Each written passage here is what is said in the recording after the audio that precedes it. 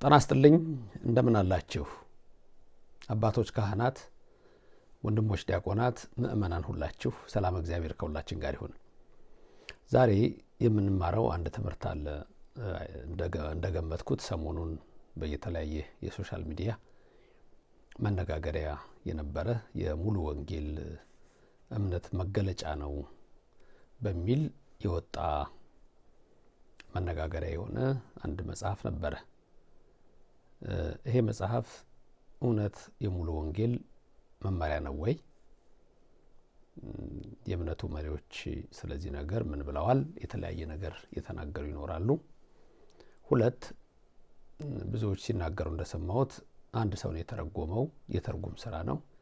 የትርጉም ስራ ከሆነ ከተተረጎመበት ቋንቋ ይሄ ሐሳብ አለ ማለት ነው። ሶስተኛ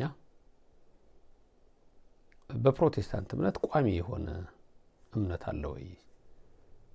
ሁሉ ጊዜ በእንዲህ አይነት መልክ እየተቀያየረ የሚሄድ እሳቤ ነው ወይ የሚለው ነው። አራተኛ ሐሳቡ ከመጽሐፍ ቅዱስ አኳያ ሲገመት ምን ይመስላል የሚለውን አሳያችኋለሁ። በዲስክሪፕሽኑ ላይ ሙሉ በሙሉ አስቀምጥላችኋለሁ። ለማንኛውም መጽሐፉ ሙሉ ወንጌል አማኞች ቤተክርስቲያን መሰረታዊ የክርስትና ትምህርት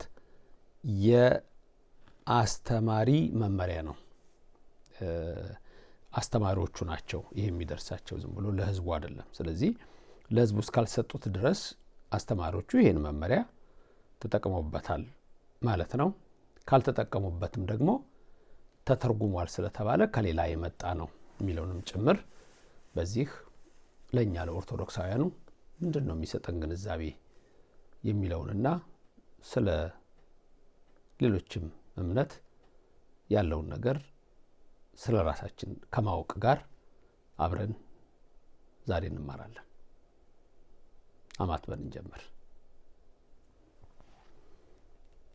በስመ አብ ወወልድ ወመንፈስ ቅዱስ አሃዱ አምላክ አሜን።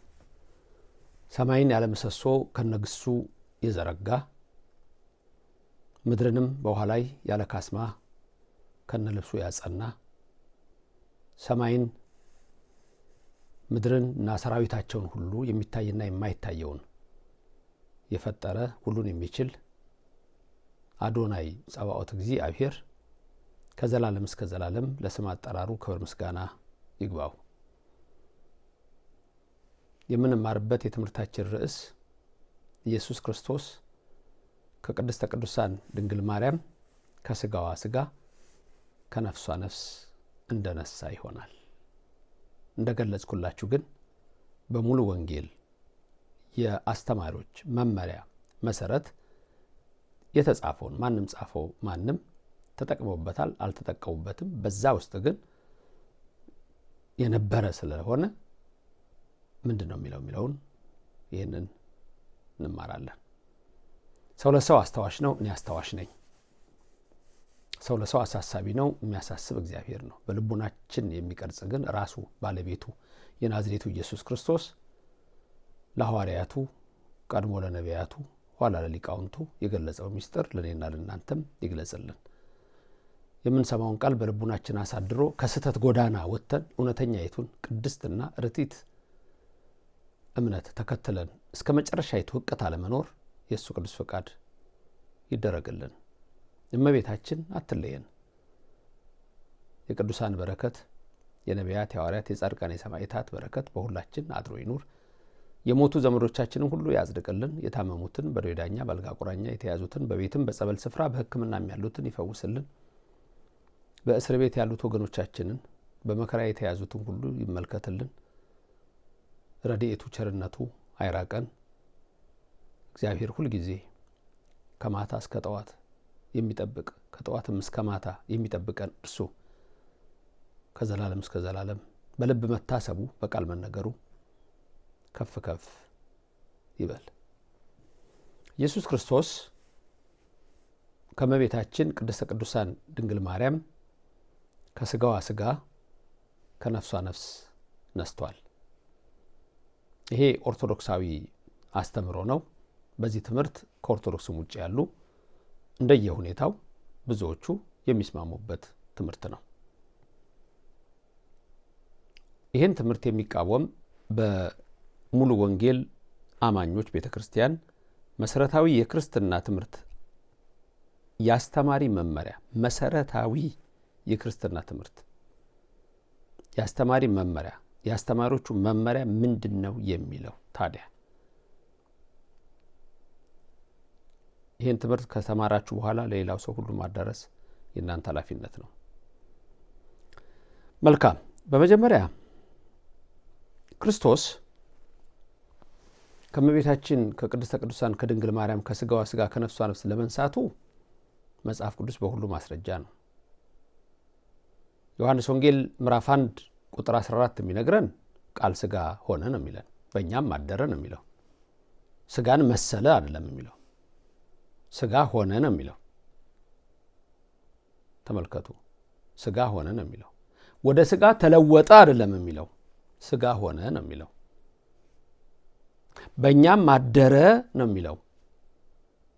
አደረ የሚለውን ይዘን ህድረት ነው የሚሉ ሰዎች እንዳይኖሩ ሆነ የሚለው ደግሞ ቃል ስጋ ሆነ የሚለው ቃል አለ። ይሄ ክርስቶስ አምላካችን ከመቤታችን ከስጋዋ ስጋ ከነፍሷ ነፍስ እንደነሳ ይነግረናል። ሌላው በከብቶች በረት መወለዱ ምንድነው? በጨርቅ ተቀለለችው። ምን ነው ተቀለለው? ነቢያት የተናገሩት ትንቢት ሁሉ የሚናገረው ስለዚህ ነው።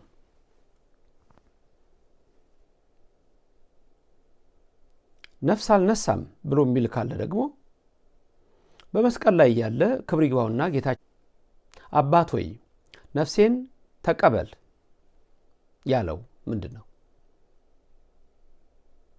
በዮሐንስ ወንጌል ምዕራፍ 12 ቁጥር 27 ነፍሴ አሁን ታወከች ይላል። ምን እላለሁ? ነፍሴ አሁን ታወከች። እቺ ነፍስ የማን ነፍስ ናት?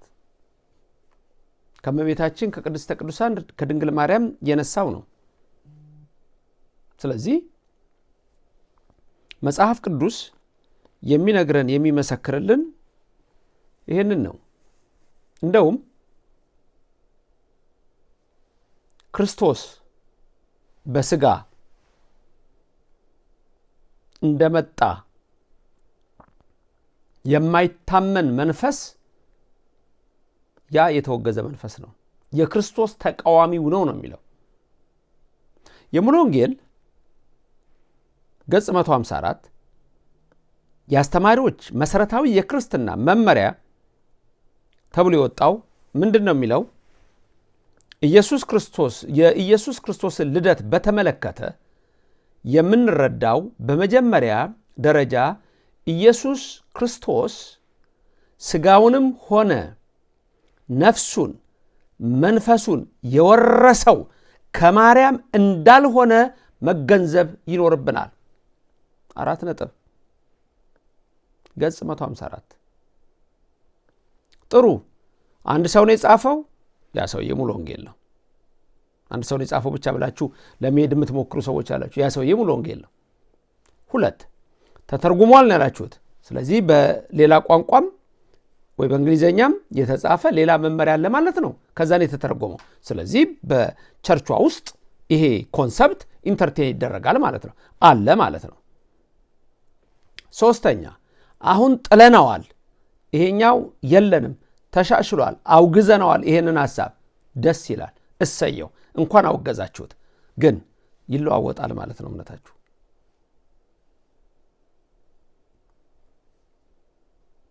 ኦርቶዶክሳውያን ክርስቲያኖች ልብ በሉ፣ 3 ነገር ነው የሚጠቅሰው።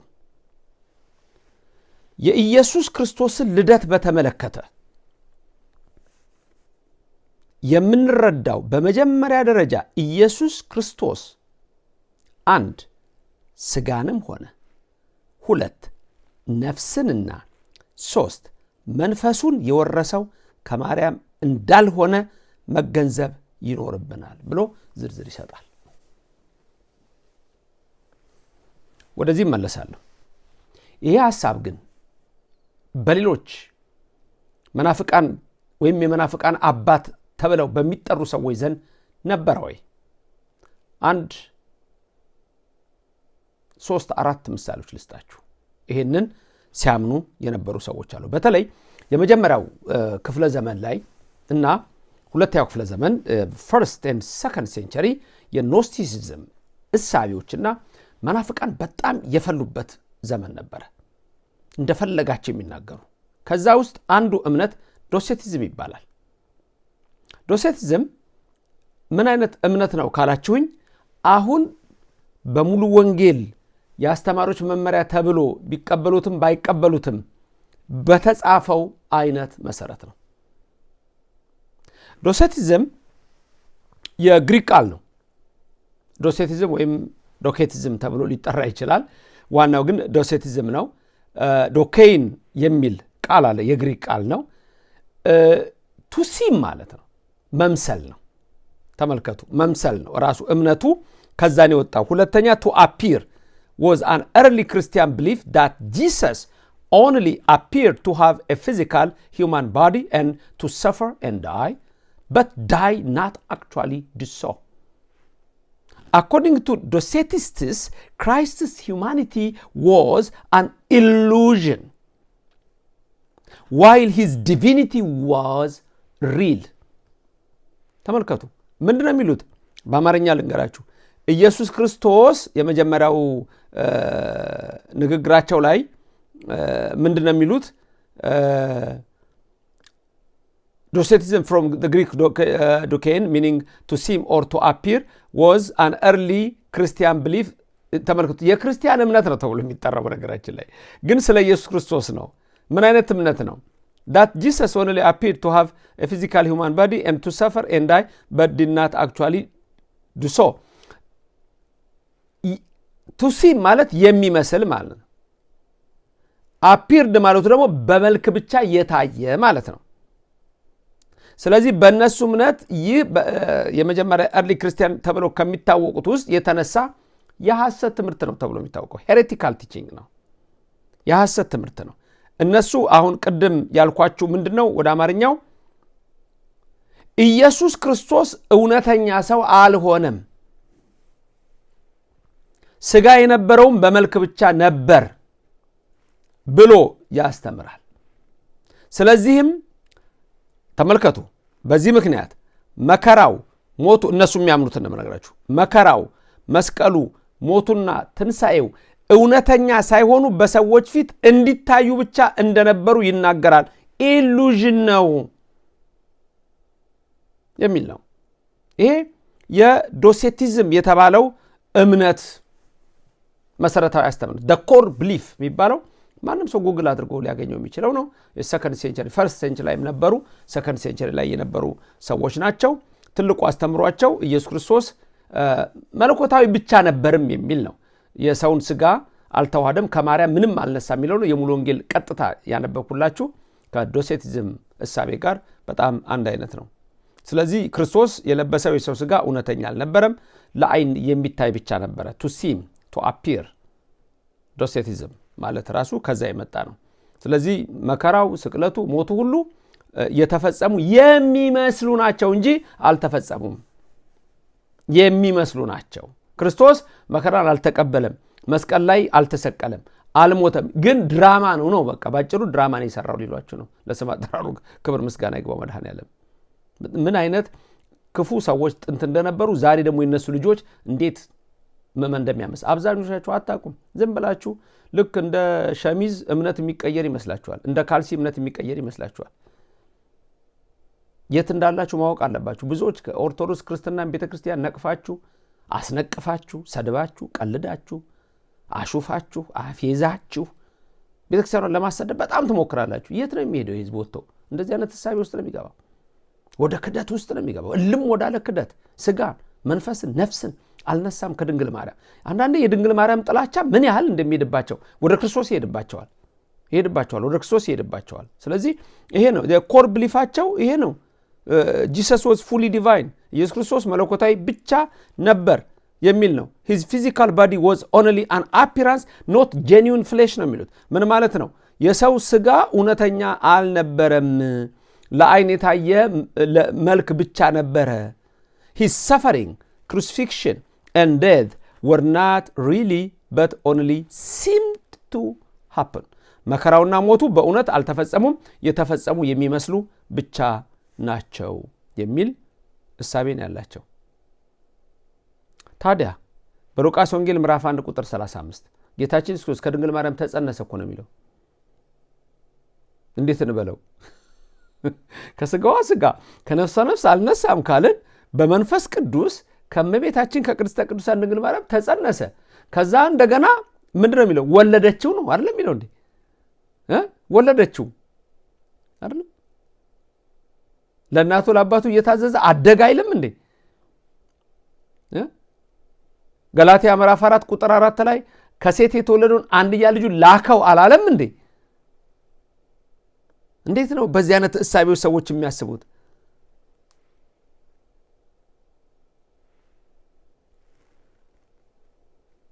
የዳዊትን ዘር ይዞ ክርስቶስ በስጋ እንደመጣ ሮሜ 1:3 አይናገርም እንዴ? ወገኖቼ በስጋና በደም ተካፈለ ብሎ ቅዱስ ጳውሎስ ሐዋርያ በዕብራውያን 2:14 ላይ የመላእክትን መልክ አይደለም የሰውን ስጋ ነው የያዘው ብሎ አልነገረንም እንዴ? አያችሁ ምን ያህል ሰዎች ወደ ስተት እንደሚሄዱ እዩ። ኦርቶዶክስ ቅዱስ ቤተክርስቲያናችሁ ማወቅ ይኖርባቸዋል። ሌላው ሰከንድ ሴንቸሪ ላይ የነበረ አንድ ደግሞ ሌላ ትልቅ የመናፍቃን አባት አለ፣ ቀንድ የሆነ ሰው መርቅያን የሚባል። መርቅያንም አሁን ሙሉ ወንጌሎች ያስቀመጡትን አይነት ወይም አምነውበታል አላመኑበትም የነሱ ጉዳይ ነው። ተጽፎ ግን ሰዎች ሲነጋገሩበት ስለነበር ለኔም ወንድሜ አቤል ልኮልኝ ነው ያየሁት። ባነጋገር አውቃለሁ። ብዙ ሰዎች በስብከት ላይ ብዙ ነገር ሲሉ ሰማለሁ። ምክንያቱም ይህን እያነበቡ ነው። የአስተማሪዎች ነው። ለአስተማሪዎቹ የሚዘጋጀውና ለተማሪዎቹ የሚዘጋጀው ደግሞ የተለያየ ነው ማለት ነው።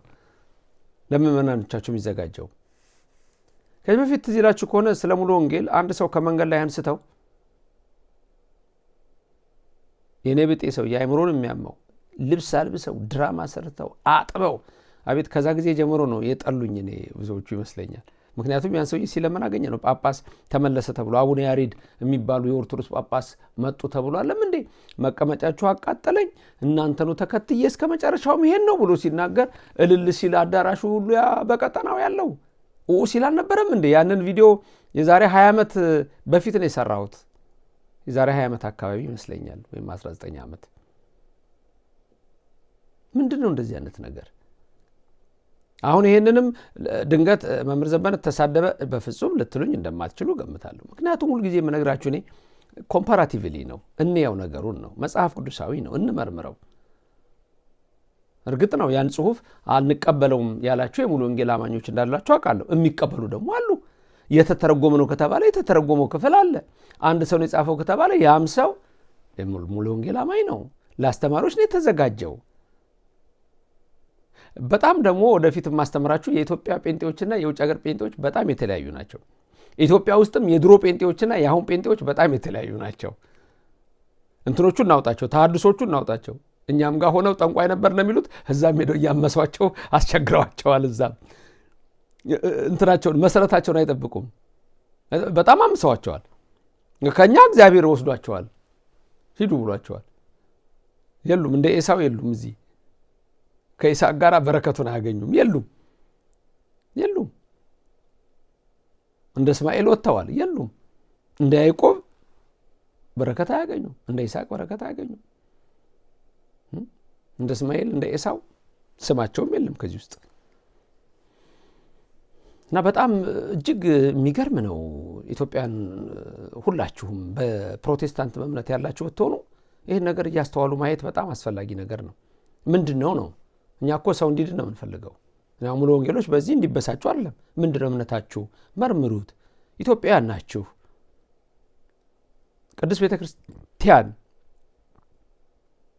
ቅድስት ቤተክርስቲያን ኦርቶዶክስ ተዋሕዶ ርቲት ሃይማኖት ከቀድሞ ጀምሮ በክርስትና አይደለም ቀድማ በሕገ ኦሪት ከዛም በሕገ ልቦና ያለች እምነት አለች። ምንድነው የውጭውን ነገር ተከትሎ መንጎድ፣ ወደማይሆን አቅጣጫ መሄድ? ከድሮ ጀምሮ ማስተምረው አለ። የውጭውንም ዓለም ስላጠናሁት የፕሮቴስታንቱን ማስተምሮ ስለማቀው ወዴት ነው ይሄ ነገር የሚወስዳችሁ እያልኩ ነግራችኋለሁ። እንደውም አንድ ጊዜ ተናግሬ ቅር ያላችሁ ሰዎች አላችሁ። እንዲህ ወደ ላይ ተተኩሶ ይወጣል የፕሮቴስታንት እምነት፣ ከዛ ወደ ጎን እንዲሄዳል እንደ አውሮፕላን፣ ከዛ ዳይቭ ነው። አውሮፓ ምስክር ነው፣ ጀርመን ምስክር ነው፣ ኖርዌይ ምስክር ነው፣ ስዊድን ምስክር ነው፣ ዴንማርክ ምስክር ነው፣ ስፔን ምስክር ነው፣ ሌሎችም ምስክሮች ናቸው። እየታየ ነው ያለው። እንደዛ ነው እየሆነ ያለው።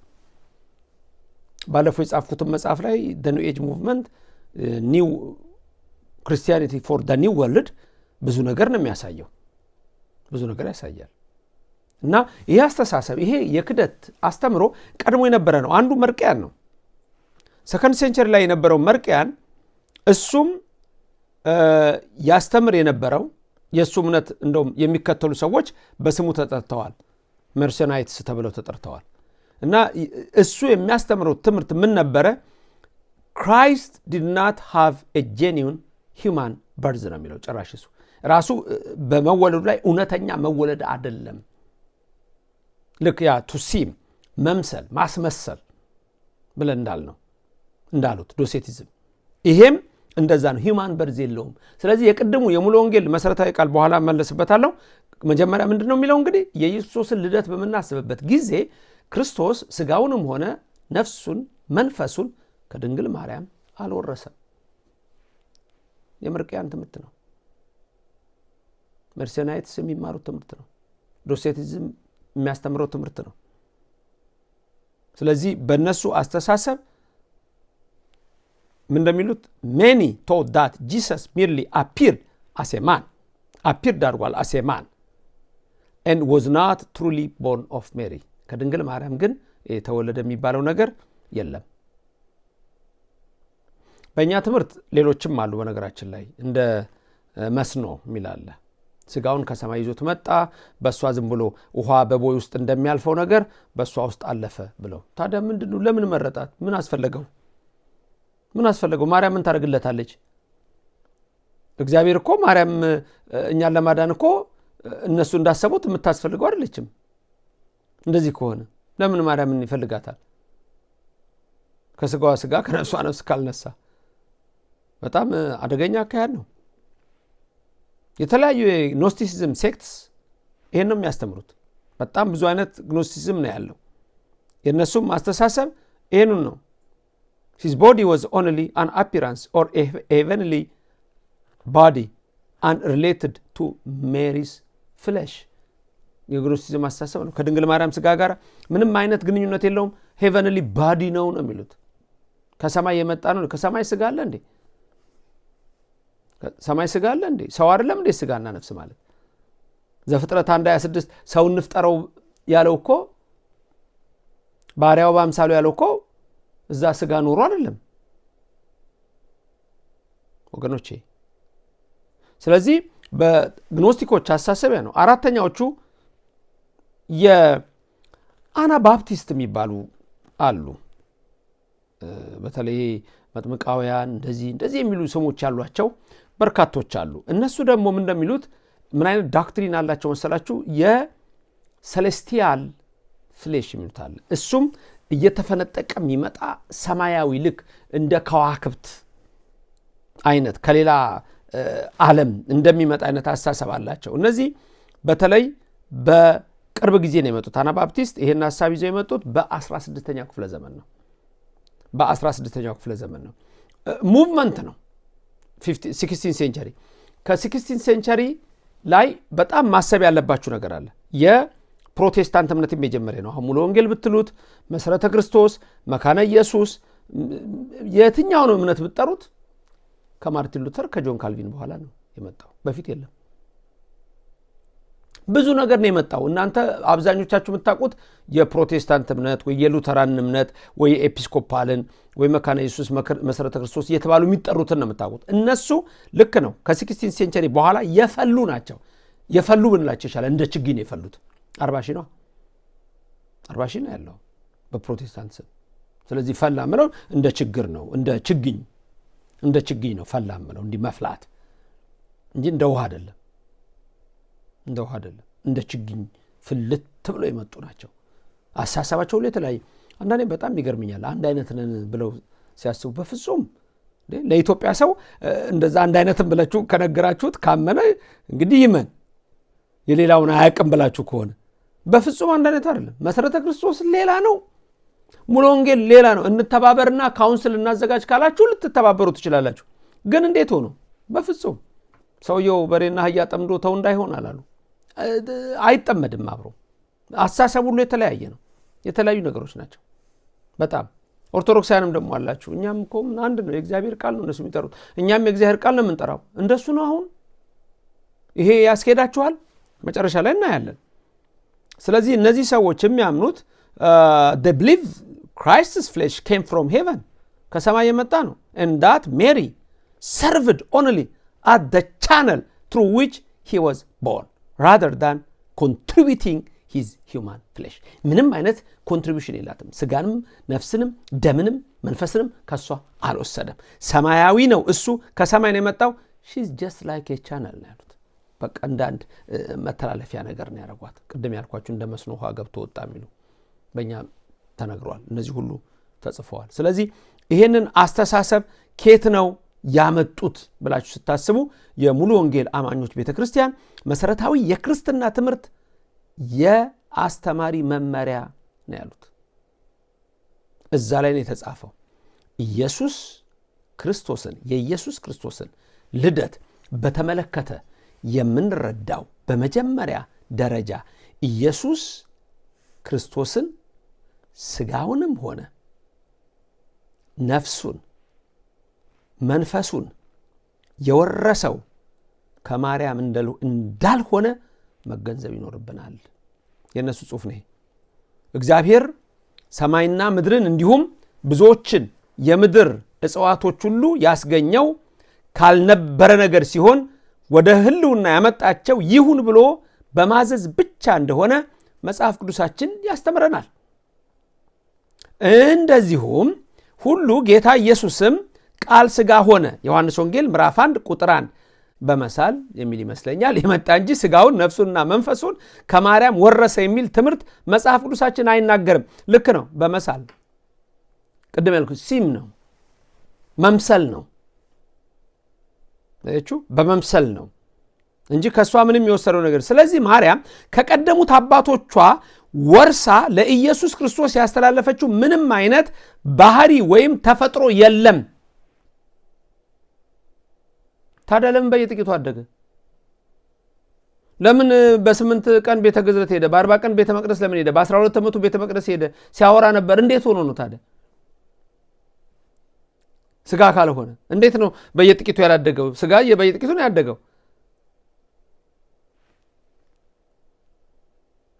ስለዚህ ማርያም ከቀደሙት አባቶቿ ወርሳ ለኢየሱስ ክርስቶስ ያስተላለፈችው ምንም አይነት ባህሪ ወይም ተፈጥሮ የለም ማለት። ባህሪ እኛ አለ፣ የሰው ባህሪ አለ። አምላክ ሰው ሆነ ማለት የሰው ባህሪ አለ፣ የአምላክ ባህሪ አለ። ሁለቱ ባህሪያት አንድ ሆኑ ነው የምንለው። ከካቶሊኮች ጋር የሚለየን እነሱ ሁለት ባህሪው አልተዋሃደም ነው። እኛ ጋር ደግሞ ሁለቱ ባህሪ ተዋህዷል ነው። አሁን ደግሞ በሙሉ ወንጌል ጭራሽ ምንም ባህሪ የለም አለና ደመደመው። አንድ ባህሪ ነው የሚል ነው። ዲያሪዎስ ከነዚህ ጋር ሲወዳደር ሊቀል ነው እንዴ? የነንስጥሮስ ወላዲት አምላክ አትባልም የሚለው እነሱ ደግሞ ወደ ሌላ ሄድባቸዋል። በጣም በቃ የተያያዘ ነው፣ ርኩሰቱ የተያያዘ ነው እና እጅግ ነው የሚያሳዝነው። ይልቁንም በሉቃስ 1:35 ላይ እንደተገለጸው ኢየሱስ ከምድርና ከሥጋ ኃጢአት ሁሉ ነፃ ሆኖ በቅድስና ከመንፈስ ቅዱስ ከድንግል ማርያም በተአምር እንደተወለደ ግልጽ ተደርጎ ተጠቅሷል። ኢየሱስ ክርስቶስ ከማንኛውም ምድራዊ ርኩሰት ሁሉ ነፃ ሆኖ የተወለደ ሲሆን በመንፈስና በነፍስ እንዲሁም በሥጋ መካከል ያለው ልዩነት ግልጽ አድርጎ ያሳያል።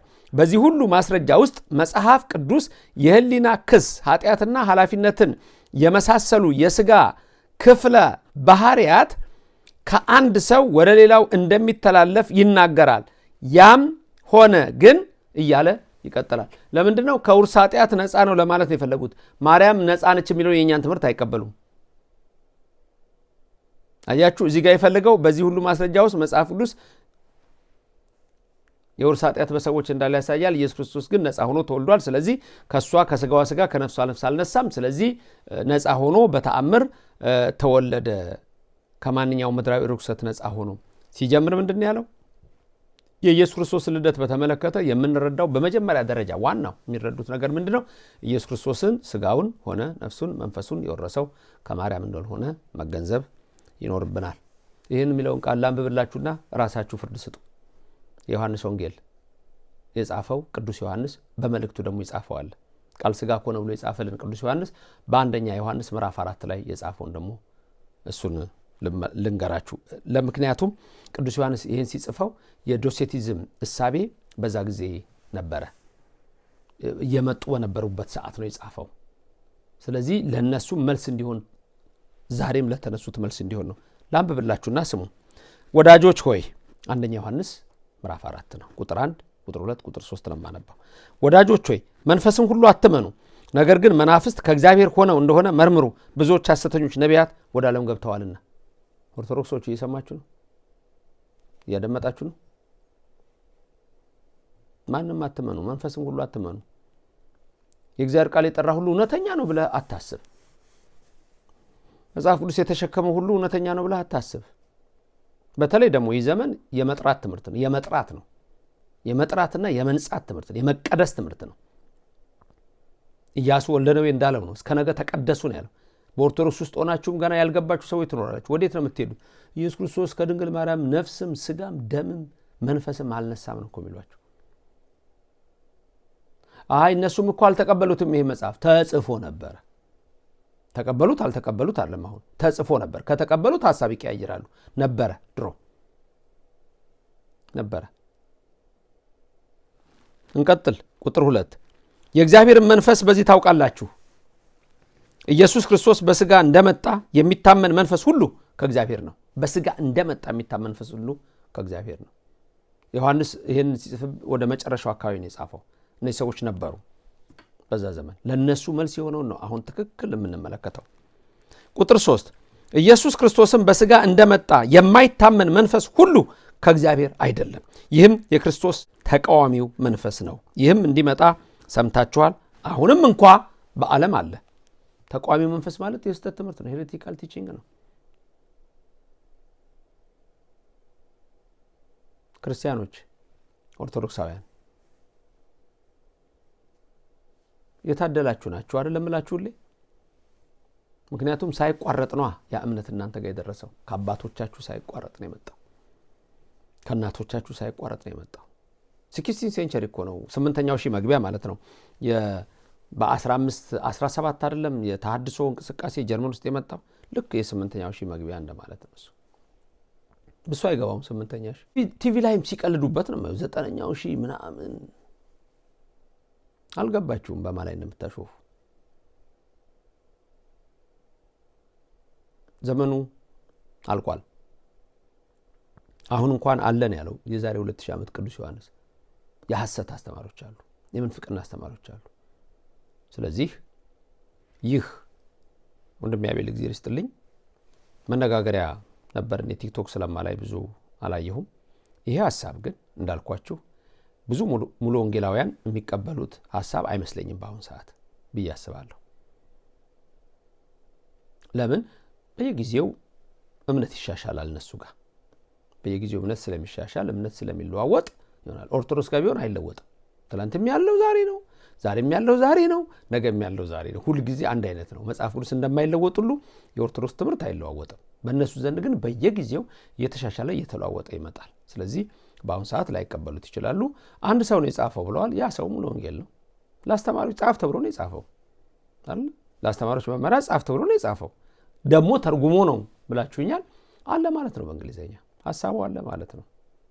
ወደፊት የኢትዮጵያ ጴንጤዎችና የውጭ ሀገር ጴንጤዎች እንዴት እንደሚለያዩ፣ ኢትዮጵያ ውስጥ ደግሞ የድሮ ጴንጤዎችና የአሁን ጴንጤዎች እንዴት እንደሚለያዩ እንመለከታለን። ለዛሬ ይህንን ተመልክተናል። በጣም ከፍተኛ ማስጠንቀቂያ ነው ቅዱስ ዮሐንስ የሰጣችሁ ክርስቲያኖች፣ ኦርቶዶክሳውያን። መንፈስን ሁሉ አትመኑ ተብላችኋል። መንፈስን ሁሉ አትመኑ ወዳጆች ሆይ የተባሉት ለእናንተ ነው የተጻፈው። ለወዳጆች ወዳጆች ሆይ መንፈስን ሁሉ አትመኑ፣ ነገር ግን መናፍስት ከእግዚአብሔር እንደሆነ መርምሩ። ሳትማሩ ልትመረምሩ አትችሉም። እናንተ ተማሩ። በየቀኑ የምናስተምረውን ትምህርት ሌሎችም መምህራን የሚደክሙትን ትምህርት ተማሩ። ኦርቶዶክሳውያን ወሬና ጫጫታ ላይ የኃጢአትና የርኩሰት ወሬ ላይ ጊዜያችሁን አታሳልፉ፣ አትርከሱ። ሰውነታችሁም በኃጢአት አይግማ፣ ተለወጡ፣ ተቀደሱ፣ ታጠቡ። ለእግዚአብሔር ቅዱስ መዓዛ አድርጋችሁ ራሳችሁን አቅርቡ። አንደበታችሁ ጥሩ ነገር ይናገር፣ ዓይናችሁ ጥሩ ይይ፣ ጆሮአችሁ ጥሩ ይስማ፣ ልቦናችሁ የእግዚአብሔር ማደሪያ ይሁን። እንዴ ላለቀ ዘመን ምንድን ነው የምታስቡት? ከሚመጣው ቁጣ ታመልጡ ዘንድ ታውቃላችሁ እንዴ? ማነገራችሁ? ዮሐንስ የዚህ የቅዱስ ዮሐንስ ወንጌላዊ ሞክሼ ዮሐንስ መጥምቀ መለኮት ምንድን ነው ያለው? እናንተ የእፉኝት ልጆች ነው ያለው። እንደዚህ አይነት ትውልድ ከመሆን ራሳችሁን ጠብቁ። መንፈስን ሁሉ አትመኑ። መናፍስ ከእግዚአብሔር እንደሆነ መርምሩ። ብዙ ሐሰተኞች ነቢያት ወደ ዓለም መጥተዋልና። ሐሰተኞች ነቢያት ዶሴቲዝምን ተመለከትን፣ መርሰናይትስን ተመለከትን፣ ኖስቲሲዝም ተመለከትን፣ አናባፕቲስትን ተመለከትን። መጥምቃውያን ምን ያሉ? እነዚህ ይሄንን ነው የሚያስቡት። የሙሉ ወንጌልም ሐሳቢው እዚህ ጋር። ስለዚህ እግዚአብሔር የሚነግረን ምን ነው? የእግዚአብሔር መንፈስ በዚህ ታውቃላችሁ፣ ኢየሱስ ክርስቶስ በሥጋ እንደመጣ የሚታመን መንፈስ ሁሉ ከእግዚአብሔር ነው። እኛ ታዲያ ቤዛው ሁሉ ዓለም ዮም ተወልደ እያልን የምንዘምረው ታዲያ ምንድን ነው? በተአምር ነው፣ ዝም ብሎ ነው የተወለደው መስሎ ነው ይሉናል እንዴ? እናቱ ተሰደደች እያለ ሕፃኑ ኢየሱስ ክርስቶስ በ2 ዓመቱ ተሰደደ። ሴሌስቲያል ፍለሽ ከሆነ ሴሌስቲያል ባዲ ከሆነ ምንድን ነው መሰደድ የሚያስፈልገው? ለምን ይሰደዳል? ኦርቶዶክሳውያን እናንተስ ታድላችኋል። እነ ቅዱስ ዲዮስቆሮስ ነግሯቸዋል። ከእናቱ ጡቶች እየለመነ አደገ፣ በበህቅ ሊቀ በየጥቂቱ አደገ እያሉ ነው። በ30 ዘመን ተጠመቀ እያሉ። ታዲያ ምንድን የተጠመቀው? ሴሌስቲያል ባዲ ሴሌስቲያል ፍለሽ ከሆነ ለምን የተጠመቀው? መለኮት እግዚአብሔር በተዋህደው ሥጋ እኮ ነው እንጂ በመለኮታዊ ባህሪው አይደለም። አያችሁ፣ በተዋህደው ሥጋው ነው ተጠመቀ የተባለው። በተዋህደው ሥጋው ነው የተራበው። በተዋህደው ሥጋው ነው የታመመው። በተዋህደው ሥጋው ነው መስቀል የተሸከመው። በተዋህደው ሥጋው ነው የተሰቀለው። በተዋህደው ሥጋው ነው የተቸነከረው። በተዋህደው ሥጋው ነው ቀራንዮ ላይ። ታዲያ የደምን ለምን አላነሳችሁም? ሥጋን አልወሰደም ካላችሁ፣ ነፍስ አልወሰደም፣ መንፈስ አልወሰደም፣ ደምስ? ታዲያ ደሙ ከየት መጣ? ከየት መጣ ደሙ? ለዚህ ነው የኦርቶዶክስ ተዋሕዶ ቤተክርስቲያን ትምህርት ብዙዎች አይጥማቸውም። እቺ ቤተክርስቲያን መጥፋት እንዳለባት የወሰኑበትን ልንገራችሁ። አንደኛ ምድራዊ ፖለቲከኞች አይወዷትም። ለምን? ታሪክ ታመጣለች። ታሪኳ ደግሞ የሚያፋቅር ነው፣ የሚያዋድድ ነው። ጊዜያዊ ነገር ላይ አያተኩርም። ሌሎቹ ደግሞ በመንፍቅና የተሰለፉባት እውነት የሆኑ ነገሮችን ይዛለች። መጽሐፍ ቅዱስ ውስጧ ነው ተመስጥሮ የተቀመጠው። ሁሌ የምንለው አይደለ? ከሥጋዋ ሥጋ ከነፍሷ ነፍስ ነስቶ አለን የምንለው። ሁሌን የምንለው እኮ ይህን ቃል አያችሁ እንዴት እንደሚቃወሙት እዩ። ስለዚህ አሁን ወደ ኢትዮጵያ ሲመጣ ደግሞ መምሰል። አሁን ካቶሊኮች ወደ ኢስተርኑ ሲሄዱ ኢስተርኑ ይመስላሉ፣ ኢትዮጵያ ሲመጡ ኢትዮጵያ ይመስላሉ። ካቶሊኮች ቅዳሴ ይቀድሳሉ። የእኛን ቅዳሴ ነው የሚቀድሱት። እኔ በጣም ማዝነው ኢትዮጵያ ውስጥ ሄዳችሁ ካቶሊክ የሆነ ሰዎች ሄዳችሁ ፒያሳ ወይም የሆነ ካቶሊክ ቸርች ሄዳችሁ የቅዳሴ ኦርቶዶክስን ቅዳሴ ሲሰሙ ምንድን የሚሰማችሁ? ምንድን ነው ቦታ ያስለወጣችሁ? ሌላ ቀን በዚህ እንነጋገራለን ከእናንተ ጋር። ወደ ቤታችሁ ተመለሱ፣ ተመለሱ ወደ ቤታችሁ። በዚህም በተለያየ የፕሮቴስታንት እምነት የተወሰዳችሁ ሰዎች በጠቅላላ አስቡት፣ ምን ውስጥ እንዳላችሁ አስቡት፣ ምን እየተማራችሁ እንደሆነ አስቡት። ዝም ብሎ ብቻ መድረክ ላይ ቆሞ ጨፍሮ መሄድ አይደለም። ዘምሮ አላችሁም፣ በእነሱ ዘንድ በአሁን ሰዓት ዘምሮ አላችሁ፣ ጨፍሮ ነው የምላችሁ። አንዳንዶችም አላችሁ እኛ ውስጥ ሆናችሁም ሊጋባባችሁ የሚሞክሩ ሰባኪ ወንጌላውያን። የምትጋብዟቸውን ዘማሪዎች ሁሉ ማወቅ አለባችሁ። በኦርቶዶክስ ተዋሕዶ ቤተክርስቲያን የሚዘምሩትን ማወቅ አለባችሁ።